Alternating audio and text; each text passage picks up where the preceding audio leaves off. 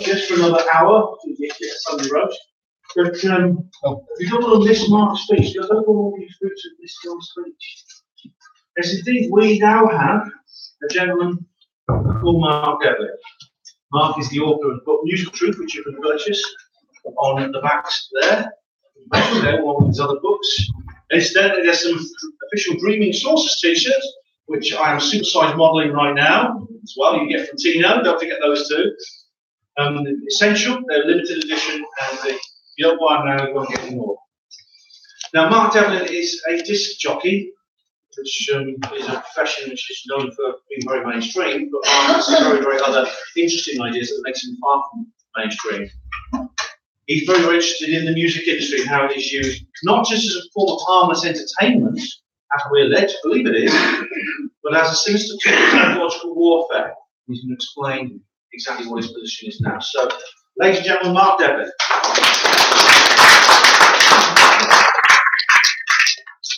Well, thanks a lot, Ben. I've got to say, I do love the irony of an alternative conspiracy type event taking place in the establishment city of Oxford. Given that this place is the breeding ground for so many of the elite ruling class types, all attend Oxford University, everyone from Bill Clinton to Osama bin Laden, and everyone in between. So it's great that we have an event of this nature. I think it's the first of its kind in town, so props to them. I was actually born in Oxford. It was my birthday yesterday. So, thank you.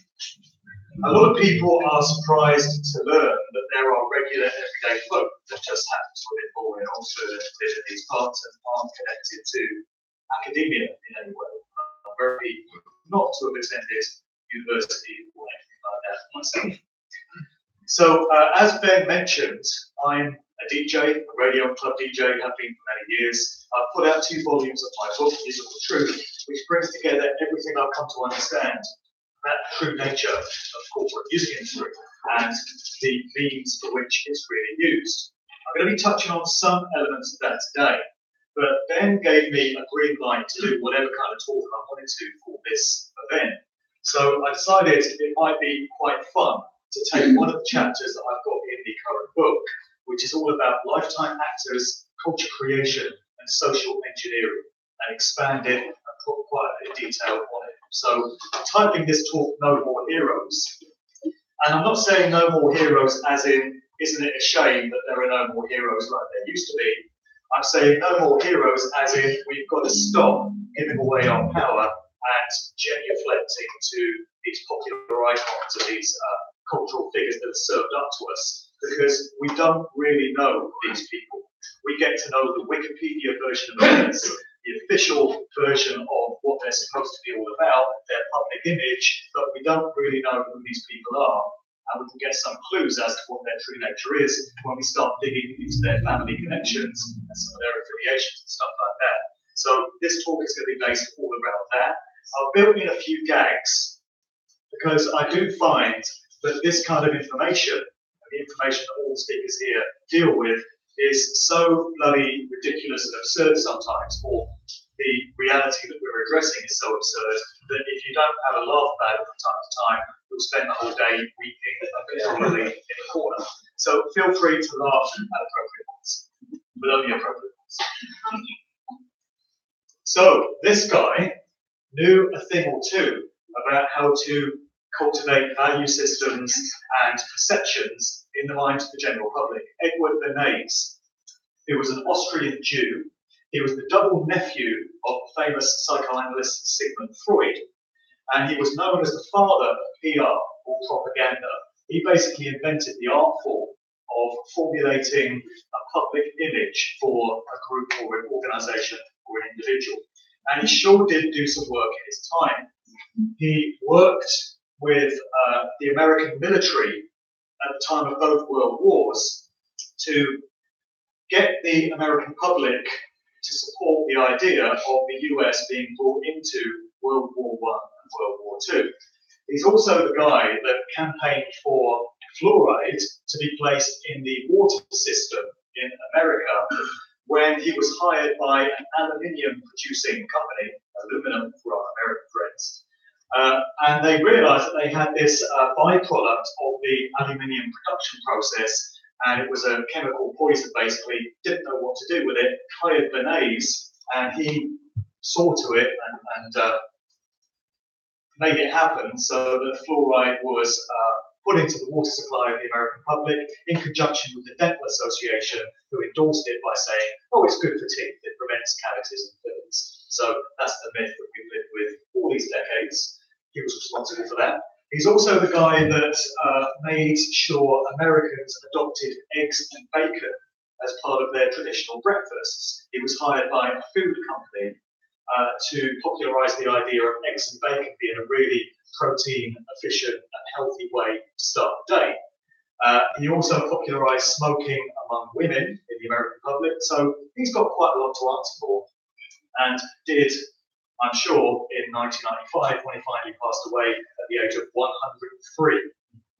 They didn't have chemtrails in those days, you see. So here's a famous quote from Bernays from his book Propaganda, which appeared in 1928. It really sums up what we're talking about here, this whole dynamic. He said, "We are governed, our minds are moulded, our tastes formed, our ideas suggested, largely by men we've never heard of. It is they who pull the wires which control the public mind, who harness all social forces and try new ways of regarding the world." We can also sum up this whole dynamic in just the great title of these 2 volumes of a book put out by Neil Sanders, who's a professional hypnotist and also an author and researcher. He put out this book called Your Thoughts Are Not Your Own. And this encapsulates the often held view that if people don't undergo any kind of higher-minded conscious awakening and attend events such as this and get alternative type information to the mainstream, you can spend an entire human lifetime under mind control where you actually don't have any original thoughts of your own, which have not been cultivated and fomented for you by the social engineers of this world. That's the dynamic that Bernays was talking about. And the unfortunate truth is there are large numbers of people in this world who fall into that category. Every thought they have, every value system, every belief, every prejudice has been formulated for them. So the first part is false heroes and role models. There's plenty of them. There was a KGB agent who became a defector, a whistleblower. His name was Yuri Bezmenov. And over the years, he's produced a number of lectures where he's talked about the subversion process that Russia has used on its political enemies going through the years. There are many different aspects to it. And he made the point that if you don't want a subversion tactic to be obvious to the target population, then there are various covert ways in which you can do it. And one of the most effective, he pointed out, was the creation of false heroes and role models. We've got a document here where he's detailing many of these subversion tactics that were used by Russia during the Cold War years. And you can see number 4 on the list here states culture, false heroes and role models, addictive fads, and mass trends, I think is supposed to be there as well. It's the cultivation of these fads, trends, movements, and the Pied Pipers, the leaders that seem to be putting them into place. And a brilliant way to get an entire society, an entire nation to think the way you want them to, and to adopt the belief systems that you want them to, is to do it by way of false heroes and role models. People that were inserted into popular culture that the nation instinctively looks up to and listens to, and they trust them. And that's the big mistake, placing your trust in these people when you don't really know who they are. We can look at some examples of false heroes and role models. So Marcus Allen addressed this briefly this morning. The situation with Jim Morrison's dad, Jim Morrison of the Doors. So, as we heard, his father was the Navy Admiral George Stephen Morrison, and he was the commander in charge of the fleet of ships involved in the Gulf of Tonkin non-incident false flag, which catapulted America into the Vietnam War. So how do you reconcile the fact that that's what Dad did, and at the very same time, you've got Jim emerging as this larger-than-life, fully formed, iconic rock god who seemed to be anti-establishment, ostensibly anti-war, representing the angst of the young generation of those times. Well, the only way that you can reconcile these elements is when you understand that these people are inserted into popular culture and served up to us, rather than the public choosing its own heroes. We have these people given to us. And we can look at some of the reasons why they're selected for these roles. So there he is. This is Jim Morrison's dad. And we now know a little bit about his true nature. There's a great quote here from Joe Atwood, the author and researcher. And this is taken from one of the Unspun podcasts that he used to do with Jan Irvin. Sadly, they've fallen out since. Insert face palm here. We won't go into the details, but these were great shows where they really took apart how culture creation works. And they did this one show where Joe was focusing on Jim Morrison and the Doors. I've included this quote because it really sums things up. So he says, Jim Morrison and the Doors. Now you've got the son of the admiral who led the false flag fake attack in the Gulf of Tonkin start the Vietnam War. Who is this guy? He comes out of nowhere. He's very attractive and he has this appetite for LSD. Because he's a music idol, he influences people. But imagine if he'd come out and said, you know, I'm just the son of military intelligence, and they told me they want to have people take drugs. So please take drugs. Wouldn't really have worked. There are many, many examples of prominent musicians whose fathers were high-ranking military officers. This was detailed in Dave McGowan's brilliant work, his book Weird Scenes Inside the Canyon. And in Volume 1 of Musical Truth, I've got a whole chapter detailing this whole dynamic of these influential musicians, rock stars, band members that appear in the right place at the right time, influence culture in a very major way. And when you do some digging into family backgrounds, you find that time and time again, the fathers were Navy admirals or generals, or they were connected to the Pentagon, Defense Department.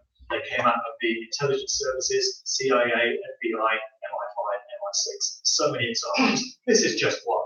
Joni Mitchell, the celebrated folk singer.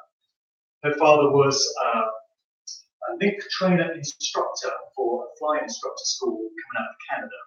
And there is a very young Joni Mitchell in the arms of her father. As I say, just one of so many examples that you can select. And that whole Laurel Canyon scene coming out of Los Angeles in the counterculture years of the 60s, which Marcus mentioned this morning, is absolutely awash with family connections going back into the world of the military and the intel services. So you come to discover that all these musicians that we thought of as just coming out of nowhere and with these organic grassroots beginnings, it didn't work out quite that way.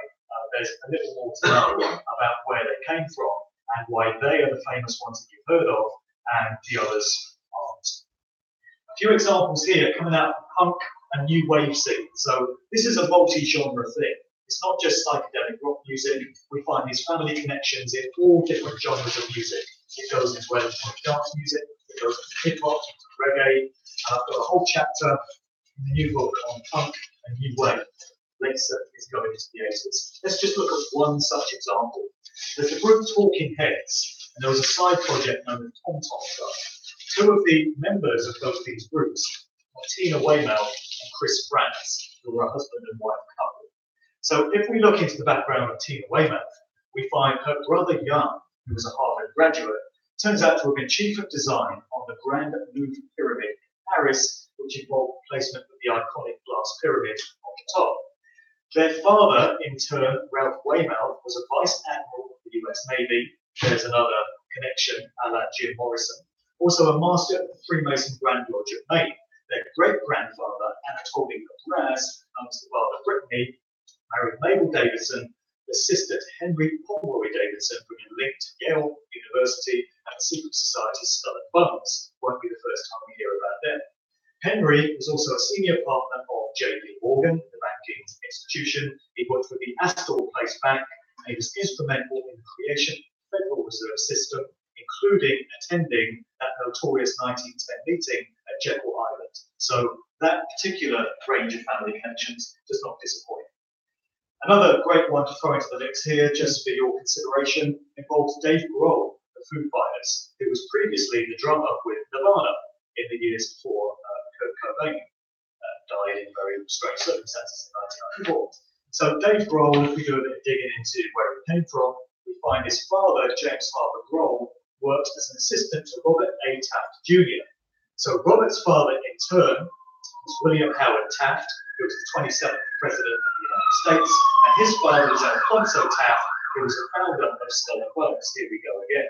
So I don't know about you, but when it comes to punk musicians, rock musicians, thinking of them playing these gigs in these gritty, grimy, sort of edgy venues, and thinking of the style of music, which is often very abrasive and very confrontational and very hardcore, I would imagine them to come from largely working class backgrounds.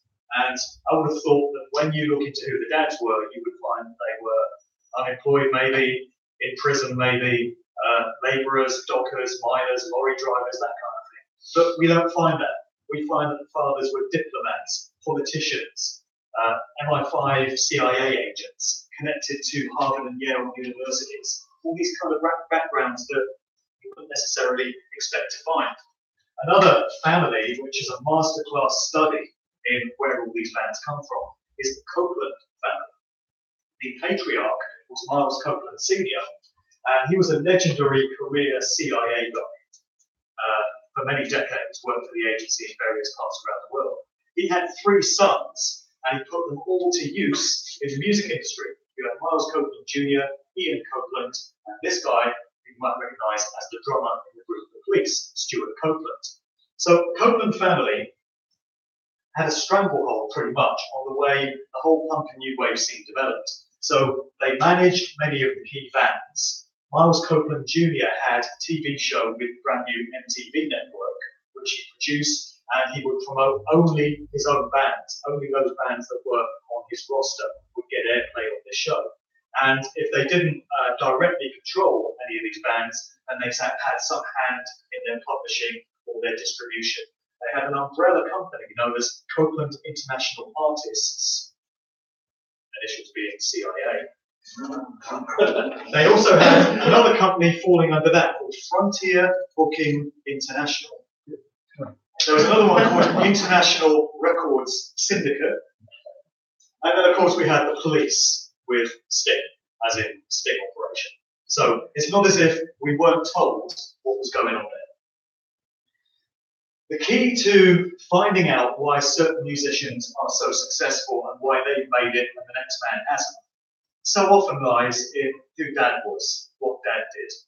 Has anyone wondered why we've got Ed bloody Sheeran absolutely everywhere? He's been shot down the whole time.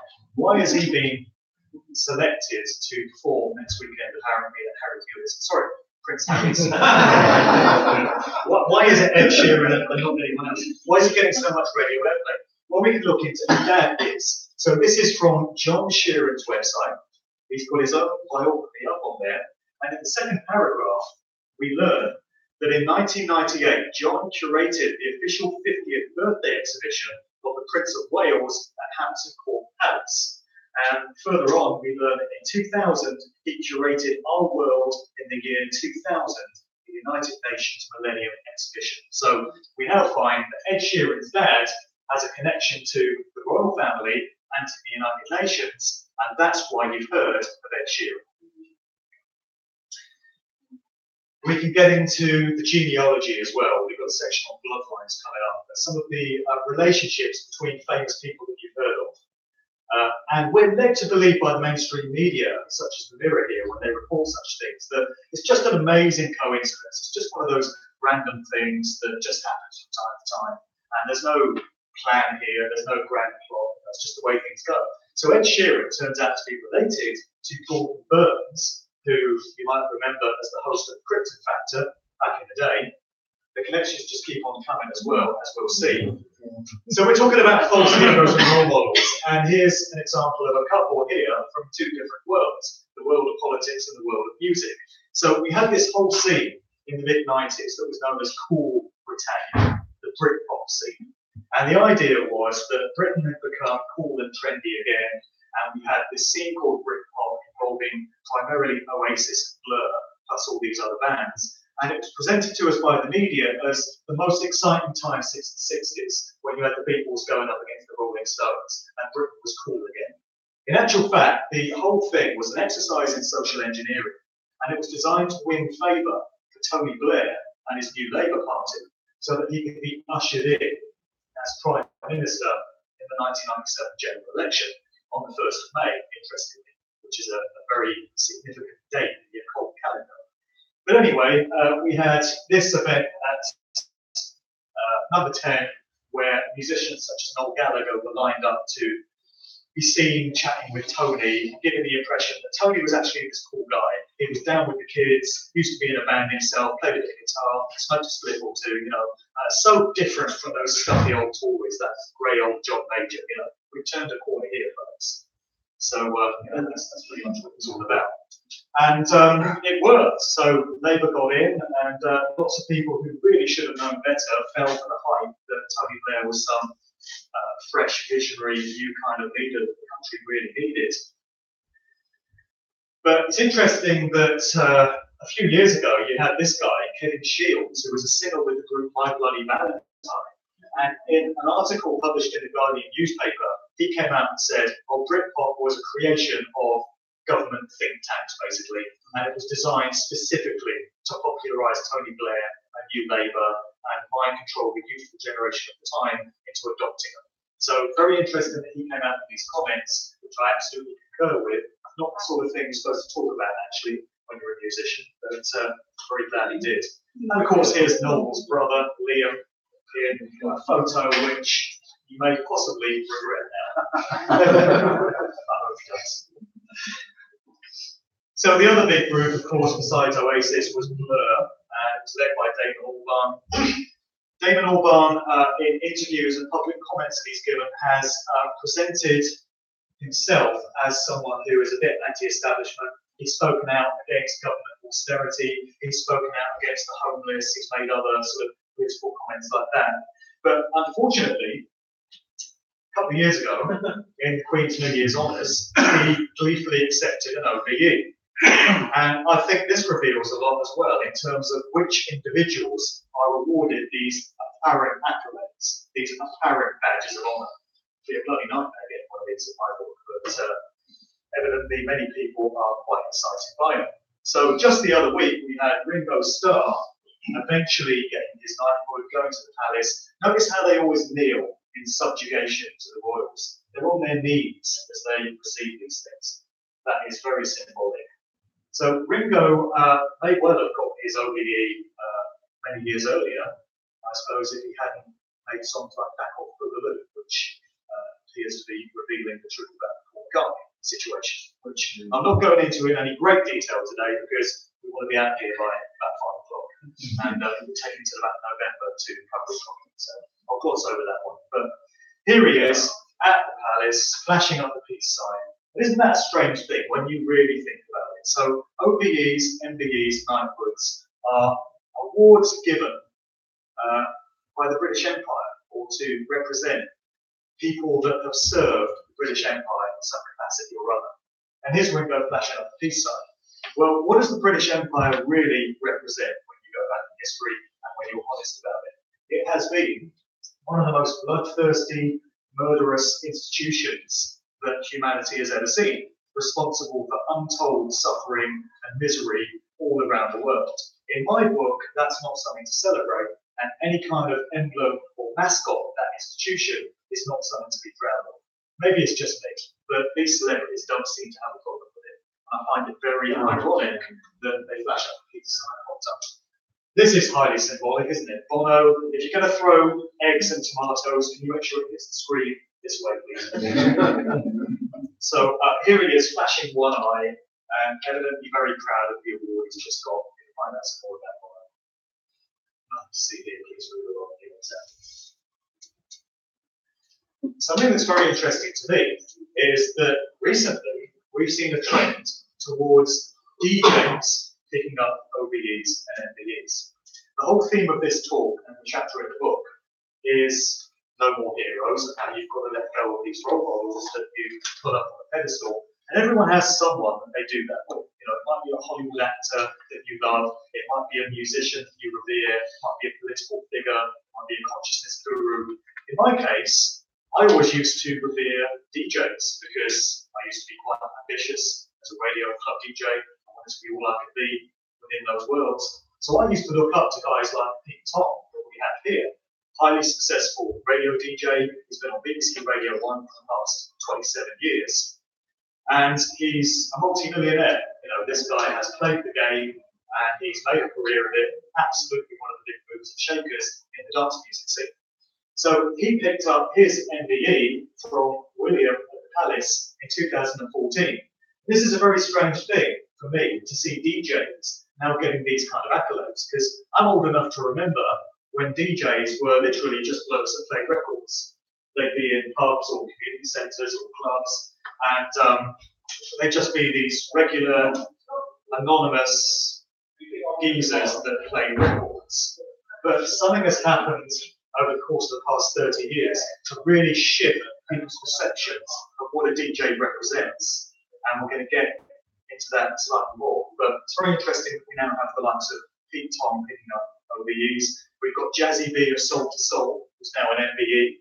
The DJ Norman J out of London, very big at Notting Hill Carnival, has picked up an MBE. David Rolligan, the reggae legend, is an MBE.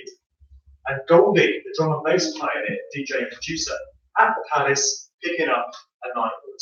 Who would have believed that this was going to happen? So he cultivates this image of being edgy and dangerous and anti-establishment, but only too happy to stand there in subjugation to Prince Charles into the Emperor pinned off his jacket. This one's borrowed from David Icke, and just sums up the whole thing about sirs and lords.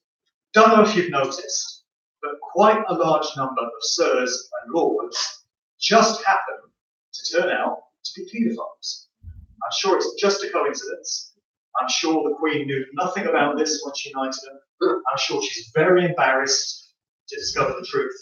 And I'm sure she'll be addressing it in her Christmas speech this year, apologising to the nation as to why she's knighted so many paedophiles. But it just seems to keep happening, doesn't it?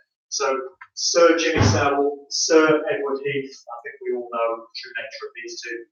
Lord Greville Janner, Sir Clement Freud, Lord McAlpine, Sir Cyril Smith, and so it goes on. So in my book, knighthoods and sirs and lords are not really something to be proud of, not really something to cultivate towards, gravitate towards. All right, blame it on the bloodlines. All about genealogy, ancestry, the families from which these popular figures come. When we discover the bloodlines from which they emanate, we suddenly understand why they've been placed in these prominent culture influencing positions. And it's in all walks of life, like I say. It could be the world of politics, it could be the world of whatever Kim Kardashian does. What does Kim Kardashian do? So she's famous for being famous. She's one of these people that everyone's heard of, but you don't really know what she actually does or what her skill is. Right? Well, isn't it interesting when you come to find out that David Cameron is a 13th cousin of Kim Kardashian? And many of these stories have appeared in the mainstream media. So it's not just within the bounds of these batshit crazy tinfoil hat wearing conspiracy nutjobs like us. You know? These stories have appeared in the Daily Mail, the Guardian, and such like. So for people that place stock in these types of titles, you know, they've got some stuff to come to terms with here. It's presented as just a coincidence that Cameron turns out to be cousins with Kim Kardashian. David Cameron and Boris Johnson are 8th cousins. Interestingly, you've got this fraternity within Oxford University just up the road called the Bullingdon Boys Club. And David Cameron, Boris Johnson, and George Osborne were all members of the Bullingdon Boys Club. I guess it's Oxford University's take on Skull and Bones in the same year. So they emerge out of this particular group. One of them goes on to be the British Prime Minister, one of them goes on to be the Mayor of London, and one of them goes on to be the Chancellor. But it's all just coincidence. And we live in a democracy, we're free to make our choice to elect our leaders, and nothing's contrived, we're in control, right? We have the power, we have the say. That's the way it's presented to us. But when you realise where all these people come from, you come to understand that actually you don't have a choice at all. These people are served up to you. We had Prince Charles the other year talking very proudly about how he's descended from Vlad Dracul, Vlad the Impaler of Transylvania. So what a weird story that was. Here we've got Prince Charles on the left and Vlad the Impaler on the right. sorry. And I've thrown this one in because it's topical. You know, we've got the bloody fiasco of this wedding, of the Hewitts going on next Saturday. You know, so I'm very happy that I'm doing a talk in Leicester next Saturday, which is far enough away from Windsor to keep me happy. I'm doing a presentation for Truth Juice in Leicester. I'll be away from all this bloody madness and ritual stuff because there'll be ritualistic elements to this. And you can be sure when you've got that number of people focusing their attention on one particular event, all that energy will not be going to waste. It will be steered off in desired directions. Couple of prime ministers' wives that are worth mentioning here. So we talked about Cameron. His wife was Samantha Cameron. This came up during research for a recent podcast that I did, and it concerns the Profumo Christine Keeler affair going back to 1963, subject of the movie Scandal. So one of the key figures in that whole story was Stephen Ward, the society osteopath who kind of was a fixer for various people in elite society. Let's just get a connection straight here. Mandy Rice Davis, who's one of the figures from that whole Profumo affair, she had reported that Bill Astor denied ever having been involved with her. She said, well, he wouldn't be. He died in 1966. His son William succeeded in as Viscount. In the 1970s, he married Annabelle, who's seen Monica Jones, and she had a daughter from a previous marriage, whose name was Samantha, who just happens to crop up in later years as the wife of British Prime Minister David Cameron. But don't worry, it's all random. It could have gone any possible way, and there's nothing to worry about. The other Prime Minister's wife worth mentioning is Cherie Blair, wife of Tony. It turns out that when you do the digging into her genealogy, she's actually descended from John Wilkes Booth. So her maiden name was Cherie Booth. Her father was the actor Tony Booth. And one of her ancestors was John Wilkes Booth, who is the guy that is said to have assassinated US President Abraham Lincoln back in, 1860. So several generations on, she pops up back in the public eye as the wife of a British Prime Minister. But it's all just random. As George Carlin said so succinctly, it's a big club and you ain't in it. So we're given the idea that we live in a democracy. We're free. This isn't a fascist dictatorship. We choose our leaders. And what a choice we get. So in the last US general election, we had Donald Trump and Hillary Clinton presented as the two candidates. Choice. You have choice. Do you really? Camera on, camera off. There you go. Of course, they all come from the same background, the same big club. It's not really a choice at all.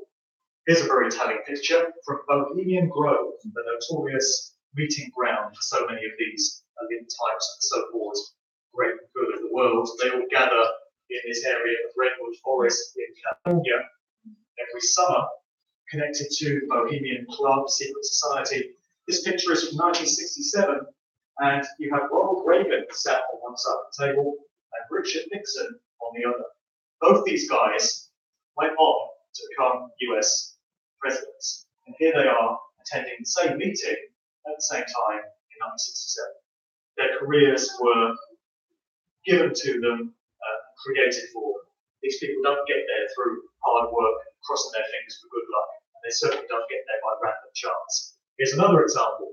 In the 2000 general election, the two prime candidates were George Bush Jr. and John Kerry, and as you may be aware, both of them attended Skull and Bones at Yale University in the same year, 1968. So the two candidates that the American public was offered under the guise of democracy and choice both came from the same secret society in the same year. Very reminiscent of what we had with the Bulletin Boys Club and our British so-called leaders. Another one, while we're talking about bloodlines and families that just keep getting used generation after generation, that's worth mentioning, is the group of Tornadoes. We're going back to the early 1960s now. There was a super producer around in those times called Joe Meek, and the Tornadoes were one of his key groups. They had a big hit called Telstar. So one of the band members was a guy by the name of Rob Huxley. In his autobiography, he says he was amazed, he was astounded when he did a bit of digging into his genealogy, and he just happened to discover that he was a fourth cousin of Aldous Huxley, author of Brave New World, eugenicist, and co-architect of the CIA's MK Ultra mind control program. And so his cousin just happens to pop up as the prominent member of one of these mock groups. But don't worry, none of it's planned. Culture creation and lifetime actors. Let's just put some more detail on certain aspects of this. So, a really good way of understanding how fads and trends and movements and social attitudes are cooked up for us, and most people fall for the hook, line, and sinker, is to consider the counterculture hippie scene of the 1960s. This has been much documented in recent years, as well as the Dave McGowan book and all the great shows that Jan Ogen and Joe Atwood have done.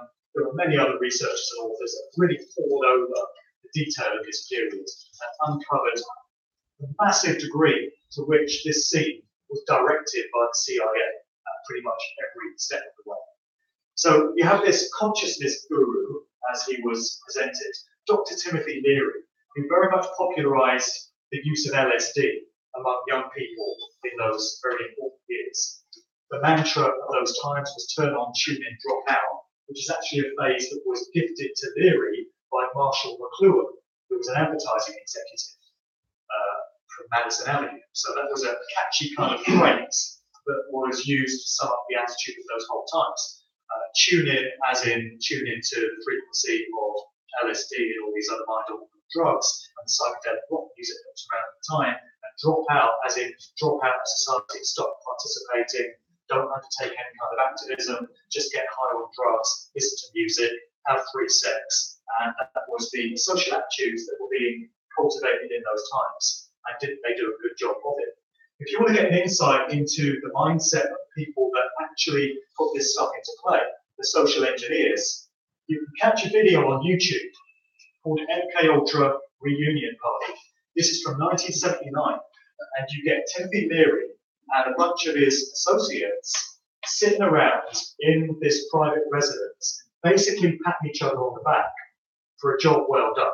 They're gloating over the way they changed societal attitudes back in the 60s. Most of the individuals in this video speak with, a very clipped, sort of plum-in-mouth British public school accent. So they're all coming out of Oxford and Cambridge and Tavistock Institute and organisations such as that.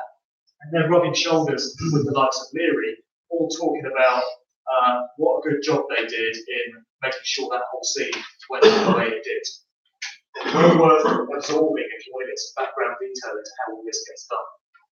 A contemporary of Timothy Leary was this guy, Robert Gordon Dawson, who worked for JP Morgan Bank. So he was like a propaganda PR guy for JP Morgan. But one of his extracurricular activities involved going down to Mexico in 1957 and seemingly hanging out with a bunch of shamanic sort of tribes and different cultures down there in Central America, and getting used to how psilocybin mushrooms, magic mushrooms, were used in ritual ceremonies. He then came back to America and popularized the whole idea of magic mushrooms being used as a recreational psychedelic drug to go alongside LSD to change people's consciousness. And mushrooms came to be adopted as part of the whole counterculture, the whole hippie scene, sitting there alongside these other psychedelics. There was a big Life magazine article in 1957 detailing his findings. Well, it turns out that trip down to Mexico, as uncovered by Jan Ogen on Unspun, was funded by the CIA.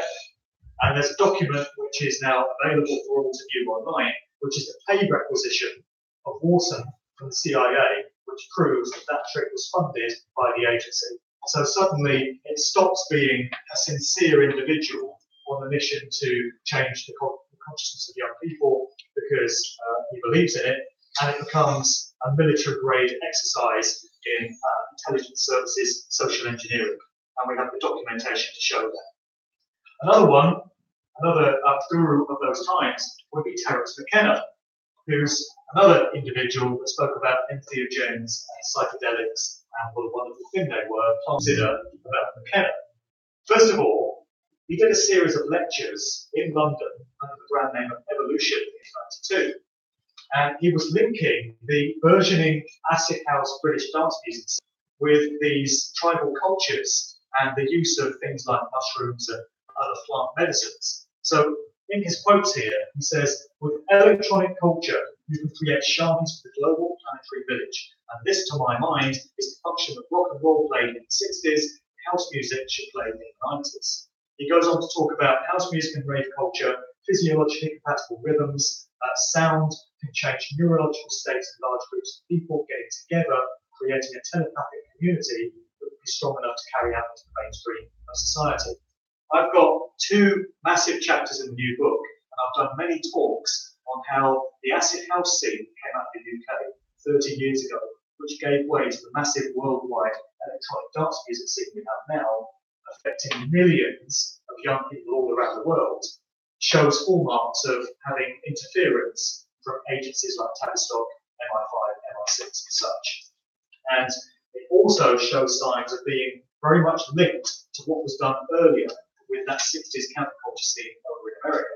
So it's very interesting that McKenna in these comments seems to be making a connection himself between that 60s scene and the 90s scene, and he's bringing in aspects such as how sound frequencies can change the hive mind state of large groups of people, particularly when they're under the influence of mind-changing drugs. Another quote from McKenna that's worth bearing in mind is this one that he made at the Esalen Institute, very much linked to mind control research in California in 1994. So he said, certainly when I reached Actuarial in 1971, and twice on my head by the FBI, though he actually named the agency. I was running out of money, I was at the end of my rope, and I said, you know, with an outfit like yours, there's a place for you in our organisation. And I've worked in deep background positions, about which the less said the better. Then about 15 years ago, they shifted into public relations, and I've been there to the present. That seems to be a direct admission, straight from the horse's mouth, that at least for a period, he was doing work on behalf of the FBI.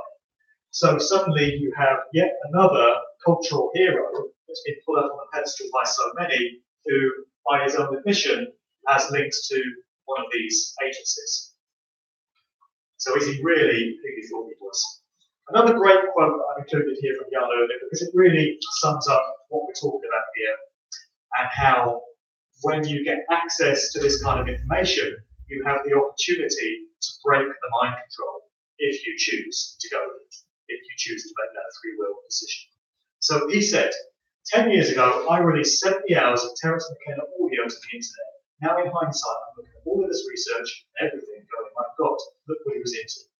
So it's my duty, having discovered that I was mind controlled myself, to put this information out there to help others. And they may hate me for it in the interim. And trust me, researchers like us get a lot of hate when you start mentioning certain names that people just don't want to hear.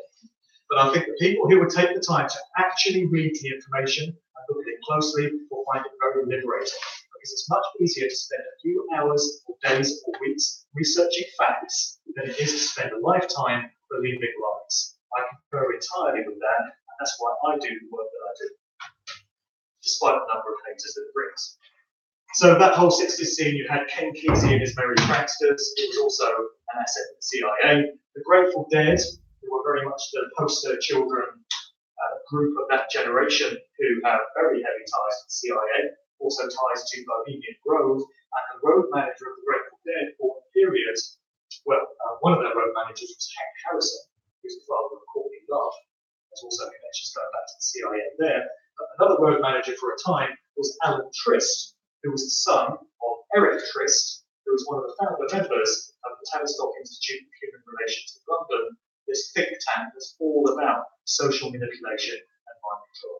But don't worry, the Grateful Dead are just a bunch of hippie stoners and on our side.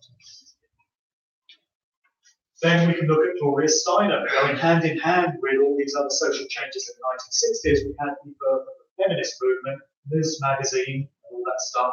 And Gloria Steinem was the figurehead, the Pied Piper for that whole scene, all about getting women out of the home and into the workplace, and presenting the idea that you could be the equal of your male counterparts. You don't have to be at home looking after your kids. You could be out there in the world and work, and you can have a career as well. Well, it's very convenient for the IRS, of course, because now you've got a whole new group of society contributing taxes. But it's also breaking up the traditional family unit. It's doing just that, getting women out of their nurturing roles in the home, getting them away from their kids, getting the kids put into daycare under the supervision of the state, and getting women out into the world of work. That's what that whole scene was really all about. It was presented under the guise of empowering females, but we can understand the social engineering aspects of it when we realise that Gloria Steinem was a CIA asset and was on the payroll of the agency. So I mentioned the acid house scene, how that got going in the UK at the tail end of 87 and all through 88. It was known as the second summer of love. As I mentioned, I've done other presentations where I go into very fine detail about how this whole scene went off. But there were many parallels between the 80s scene and what had gone before in America in the 1960s. We can see little clues like this on this flyer for one of the early acid house nights known as Spectrum, the Theatre of Madness, headed up by Paul Oakenfold, a very key DJ figure. We've got a phrase on the flyer which says, "Have you passed the acid test?" And acid was slang for LSD in the 60s, and in the 80s UK scene, acid came to be a slang term for ecstasy, MDMA, which was the drug of choice of that particular scene. So in the 1960s, you had psychedelic rock music, LSD, and all these gatherings, these hippie communes gatherings, music festivals and such.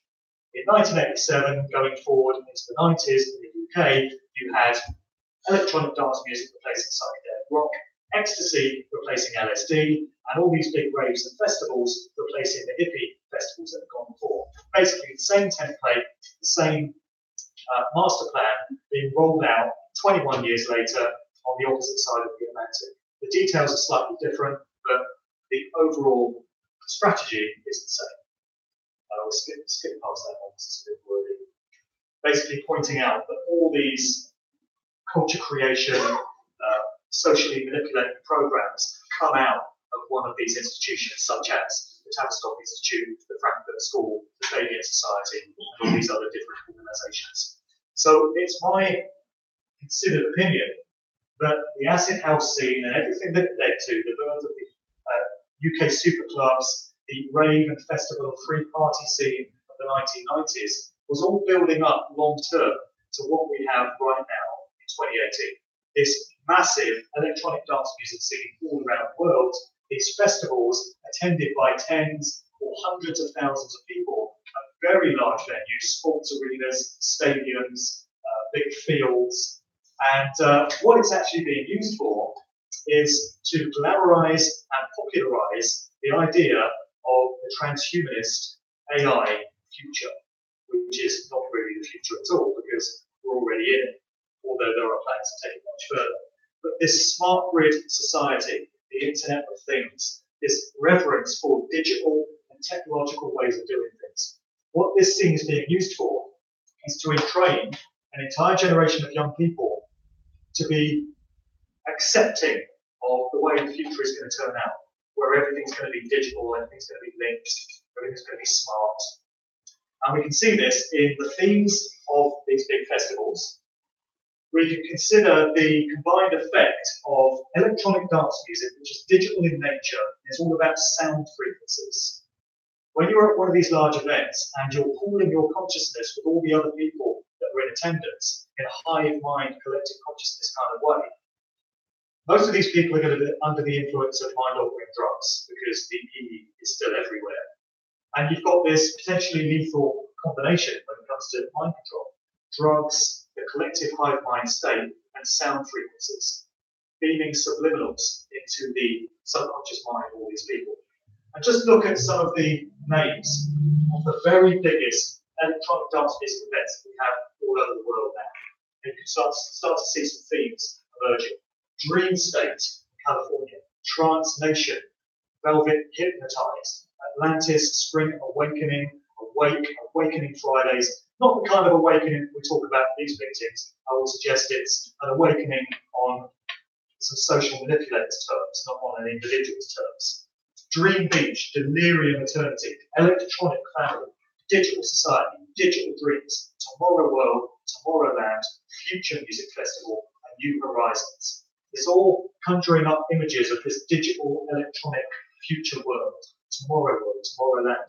This is what we're being headed towards. So programming is right there in these titles. And look at the geographical spread of these events. So they range from Australia to Belgium to Argentina, literally all over the world. This is a worldwide agenda, and all these events are going off in tandem with each other. Some of the imagery that we get at these events, digital society, happening at the end of this month in Leeds, pretty much sums it all up. And the role of the DJ, as I mentioned, has changed from some bloke spinning records and doing Miss Wet T-shirt contest in some function room of some Iranian pub, like this one probably, to what we now have, the likes of David Guetta, who is up there at a DJ booth which kind of resembles a religious altar, and he's got a throng of 10,000 people, this congregation, like the mass of a church, gathered beneath it. And all he's got to do is put his hands up like that, and he's commanding and controlling the consciousness of 10,000 people in front of him. He'll put his hands up like that, and the entire crowd will scream. He can start clapping his hands like that, and 10,000 people will clap along with him. That's the incredible control that these guys now have over massive numbers of people. So they're not going to allow just anyone to get into these kind of influential positions. You can't just rise up through the ranks through hard work and crossing your fingers for good luck. These people are selected for these roles. They're the chosen ones. And that's why there's such a gulf now between the very biggest DJs and how popular they are and how much they earn, and everybody else, as any other hard-working DJ will tell you. Another figure from that whole scene who is very influential, has been for a number of years, is the German DJ producer, Paul van Dyk. And it becomes very interesting to look at the symbol, the sigil, which he's rocked as his main logo for quite a number of years. So it's this interesting triangular design. And people really do put these dance music producers and DJs up on pedestals and revere them as gods. Here's someone with a transfer of this guy's logo on his back.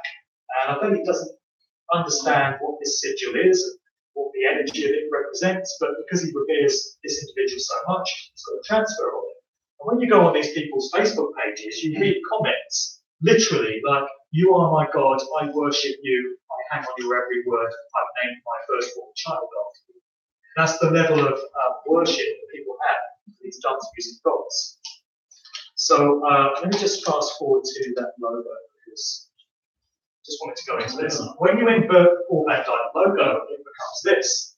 And during the course of my research, I came across this logo, which was used by British military intelligence, MI5, between the 1950s and the 1970s. And you'll notice there are quite a few similarities between the two. It doesn't end there either. There's an American-Japanese DJ producer by the name of Steve Aoki, and on this flyer for one of his events, he's using what appears to be a very similar sigil, complete with capstone and the all-seeing eye in it, and rays of illumination all around. Is that going to be just a coincidence, or is that going to be a little clue and a little indicator for those with the eyes to see as to what these people are really all about? A section on extracurricular activities. So with these lifetime actors, they're presented to us as one thing or the other. So we think of them as a politician, as an actor, as a musician, as a business leader. But often you find that they undertake activities that are very different to those for which they're known. So we can look at Bill Gates. Everyone thinks, oh, Bill Gates is just that nerdy computer guy, isn't he? He's the guy that invented Microsoft. Well, actually, he's a eugenicist. And his father, William Gates Sr., was one of the prominent founding members of Planned Parenthood, which is all about population reduction. And they make no bones about it. So here's a quote from Bill Gates, which gives a little insight into his real mindset. And that's all. Many other examples. I'll have to skim through a whole load of these because I've got 107 slides, I think. 5 minutes to do it. Bono, I think we know what he's all about. You can judge a man by the company he keeps, and that's Bono's true nature. Is he really just a rock singer, or is he a little bit more than that, judging by who he hangs out with and what he gets up to in his spare time?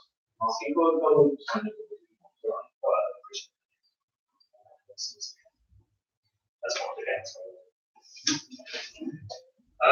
Arnie, Arnold Schwarzenegger. This is a surprising one for me. You look at the sort of people he hangs out with, and it's very similar to Bono's motley crew. And you think, well, Arnold Schwarzenegger is just a bodybuilder, isn't he? An actor. Well, is he? Or is he a little bit more than that? If you're just a bodybuilder from Austria, do you get to hang out with these types of people? This is quite telling. This was Arnold Schwarzenegger winning his first bodybuilding competition in 1967 in London. Look who's presenting the prize. And look at the handshake. It is subtle, yeah. A little bit more to know about Arnie than we might first think, I would suggest. Paul McCartney, or is it? So it seems that lifetime actors never get to retire. And when they're called upon for some extracurricular duty or other, they have to step to it. It's like these Hollywood movies that you see. There's a cliche of a retired, or supposedly retired CIA agent. And, he's been enjoying retirement for the last 20 years. And he goes fishing and hangs out with his grandkids. And one day the phone goes, and they're calling him back in. And he says something like, just when I thought I was out, they pulled me back in. One last mission. And I think that's what they do with these celebs. When they're required to endorse a particular campaign or other that's going to serve some agenda or other, they have to step to it. So we have Paul McCartney, whoever he may be, propping up this March for Our Lives anti-gun rally campaign in New York the other week. As I said, I could get into the whole all this dead thing. Suffice to say, for the purposes of this conversation, I will just say there has been more than one Paul McCartney. I won't go any further into detail, but there is a lot more to know. That's really what I was saying. Vegetarian activist, he works in there as well. It's a good match. Please spare a thought for her. Please spare whatever you can. So we're talking about Bob Geldof. He's thought of as the scruffy, out-tuned lead singer for the Boomtown Rats. That's what he is, isn't he? The guy that did Live Aid and Band-Aid. But recently, he was wheeled out as the public face of smart meters. So he's up there saying to everyone, oh, smart meters are the future, and everyone needs to get one, and it's the efficient way to do things. It just smacks of this individual being completely controlled by those that tell him what to do. And when he's required to head up some campaign or other, they wheel him out. He says his piece, and then they wheel him off again. And we see this time and time again with these celebrities. Richard Curtis, no time to really get into him. This crew that are wheeled out for comic relief every year. We're getting into the BBC, the whole section here on the BBC, which I don't really have too much time for. But it's bringing in Savile. It's bringing in the BBC's Children in Need campaign. So there's Jimmy Savile, Rolf Harris, and Gary Glitter, who are just the three that you'd want to be the mascots and the emblems of Children in Need, really, isn't it? For people to help these poor kids that are in needy situations. Just the three that you would want served up to you by the corporation. Well, in this case, it's all about mockery and, quite frankly, taking the piss out of the general public, most of whom are entirely clueless and know no better. A few final examples. Okay, catch up with myself here. Russell Brand. I really hope that nobody in the room still falls for Russell Brand's People's Revolutionary Act. And we need a more egalitarian society and all this bullshit that he came out with on Newsnight, West of Time and stuff. You don't get to go on those programs on the BBC unless you're serving some agenda, unless you're some kind of asset, unless it's part of the narrative. And there's so much to know about Russell Brand, from his propping up married to Katy Perry, and to all intents and purposes showing the hallmarks of being her mind control handler, to this kind of stuff that he came out with a couple of years ago, where he announced the birth of his first child, and he said he was going to raise the child gender neutral. Right on cue, in tandem with this whole transgender modification of societal attitudes that's going on. Just a couple of little extra pictures here to bear in mind when it comes to whether Russell Brand is a good role model for people to look up to, and whether he's really a man of the people that's out to represent the interests. That's what Russell Brand is all about. In line with this whole gender-neutral, non-binary, social engineering think tank BS that we now have being dished up to us, we had the grime artist Skepta at an awards do, I think this was last year. And grime is kind of like an offshoot of British hip-hop. It's always been seen as very edgy, very kind of dark and dangerous. And the male artists have always rocked a very heterosexual alpha male kind of image. So at this awards do last year, you had Skepta turning up in women's knitwear.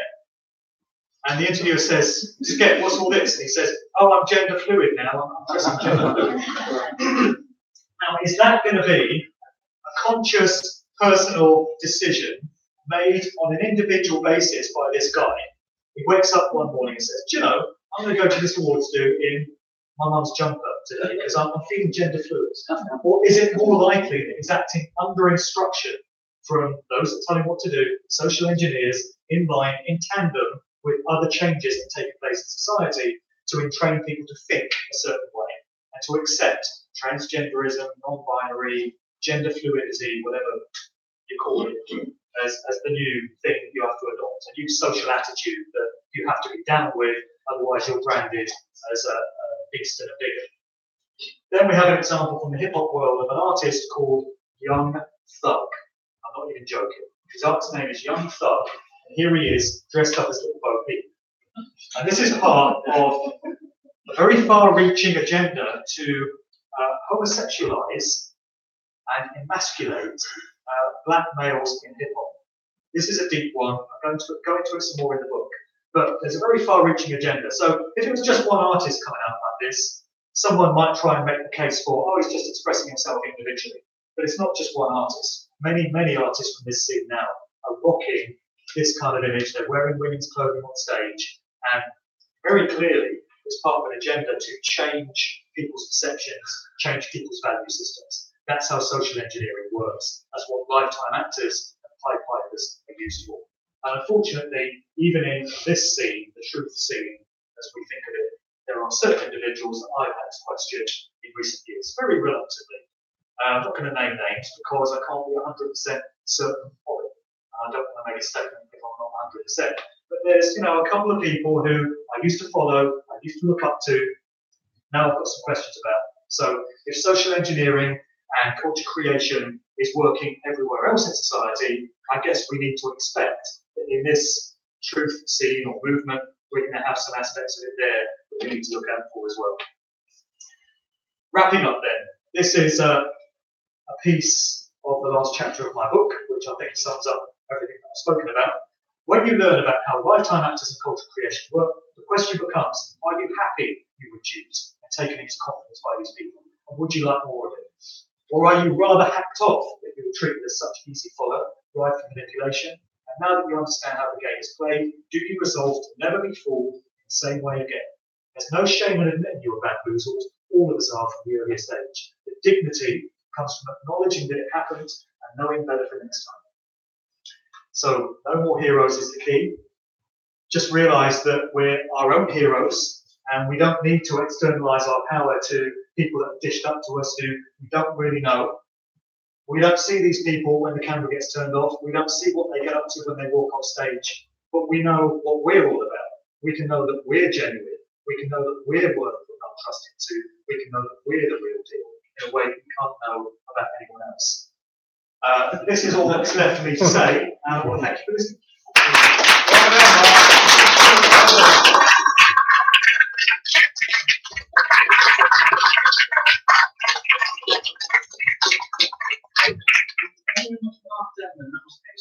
I know, Mark, a lot more you wanted to say. I'm sorry you don't want to say everything you want to say. Do check out Mark's book. He's over there. Get a copy. We'll sign it for you. He's got to go soon, so get one now. Okay. And could you please be back here for half an hour? In half an hour's time, we will continue. Now, there's some more merchandise on the other table there, Bettina. Look, enjoy yourselves. And we'll see you back here.